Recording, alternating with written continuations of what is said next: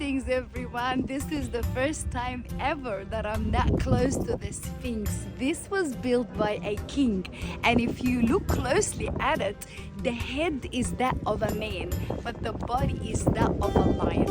And he built it he believed that he was guarding his tomb. But as I looked at it, I thought, what an amazing way to see who you are in Christ, especially that it is Jesus. We believe he is the Lion of Judah.